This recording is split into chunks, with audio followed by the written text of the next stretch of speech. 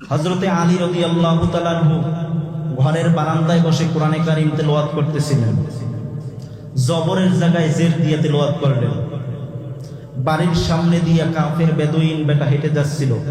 বিদায়া one নিহায়া ইবনে কাসির রাহমাতুল্লাহি আলাইহি লিখেন, বাড়ির সামনে দিয়ে বেদুইন হেঁটে যাচ্ছিল। বেদুইন আরবি ভাষাভাষী মানুষ, আরবি ভাষা বুঝে।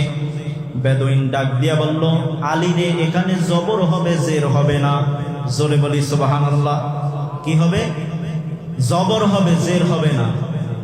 আলীও দেখলেন জবর দিয়া তেলাওয়াত করলে অর্থ ঠিক থাকে, জের দিয়া তেলাওয়াত করলে অর্থের পরিবর্তন হয়ে যায়। বিদায়া ওয়ান নিহায়া আল্লামা ইবনে কাসির রাহমাতুল্লাহি আলাইহি লিখেন, হযরতে আলী রাদিয়াল্লাহু তাআলা আনহু জবর দিয়া তেলাওয়াত করলেন। কিছুদিন পরে ওই বেদুইন বেটা অসুস্থ হয়ে গেল, মুমূর্ষু হয়ে গেল। তার ছোট্ট একটা মেয়ে ছিল, মেয়েটাকে দিয়া চিঠি লিখলো, আলী, আমি তোমার উস্তাদ অমুক বলছি, আমি এখন অসুস্থ, মুমূর্ষু অবস্থায় বিছানায় পড়ে আছি। আমার অনেক কিছু খাইবার মনে চায় আলী, আমার মেয়েটার কাছে যদি কিছু টাকা পাঠিয়ে দাও, আমি খেয়ে নেব। আলী চিঠিটা পেয়ে মেজাজটা গরম হয়ে গেল। কাফের বেটা, বেদুইন বেটা কিভাবে আমার উস্তাদ হয়? হযরতে আলী রাদিয়াল্লাহু তাআলা আনহু একটা দৌড় দিয়া চলে গেলেন বিশ্ব নবীর দরবারে। গিয়া বললেন, ইয়া রাসূলুল্লাহ, ইয়া হাবিবাল্লাহ, এই কাফের বেদুইন বেটা কিভাবে আমার উস্তাদ হয় আমি বুঝি না। আল্লাহর নবী বললেন, আলী কি হয়েছে? হযরতে আলী রাদিয়াল্লাহু তাআলা আনহু বললেন, ইয়া রাসূলুল্লাহ, ইয়া হাবিবাল্লাহ, কিছুদিন আগে এই কাফের বেদুইন বেটা আমার বাড়ির সামনে দিয়ে যাইতেছিল। আমি কোরআনে কারীম তেলাওয়াত করতেছিলাম, জবরের জায়গায় জের দিয়ে তেলাওয়াত করেছি। এই কাফের বেটা আমার ভুলটা ধরায়া দিয়েছে।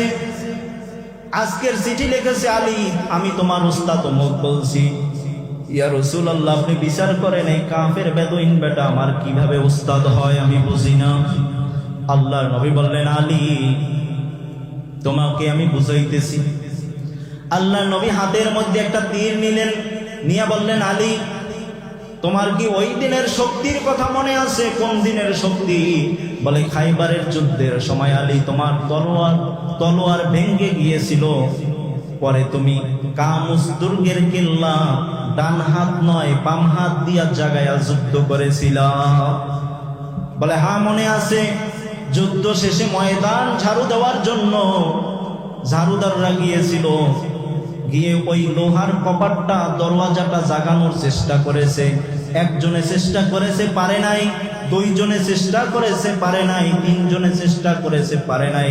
অবশেষে 70 জন মিলে ওই লোহার দরওয়াজাটা তারপরে ওখান থেকে সরাইছিল। সুবহানাল্লাহ বলবেন না? ওইটা 70 জনে মিলে সরাইছে। সেটা হযরতে আলী একা জায়গায় যুদ্ধ করেছে, তাও এক হাত দিয়া। কোন হাত? বাম হাত দিয়া।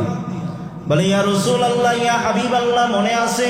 বলে, ওই দিনের শক্তি যদি আল্লাহ তোমাকে আবার দান করে, বলে তাহলে কি হবে? সমস্ত শক্তি দিয়ে আলী তুমি হাতের মধ্যে একটা তীর নিবা।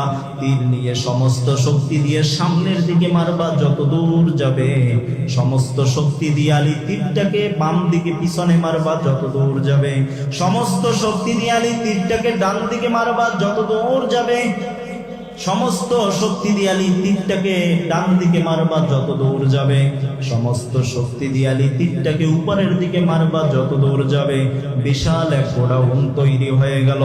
এই গোডাউন যদি খাঁটি পিওর স্বর্ণ দিয়া ভরে দাও আলী, আর এই স্বর্ণের মালিক যদি ওই কাফের বেদুইন বেটাকে বানায়া দাও, এরপরও আমি নবী মুহাম্মদুর রাসূলুল্লাহ ঘোষণা করতেছি, তোমার ওই একটা জবরের হক আদায় হবে না। কোরআন যে শিখাইবে তারও দাম অনেক। এজন্যই তো নবীজি হাদিসের মধ্যে বলেন, দুনিয়ার মধ্যে সর্বশ্রেষ্ঠ জাতি হলো যে কোরআনুল কারীম শিখে এবং শিখায়। এই দুই শ্রেণীর মানুষ হলো সর্বশ্রেষ্ঠ মানুষ।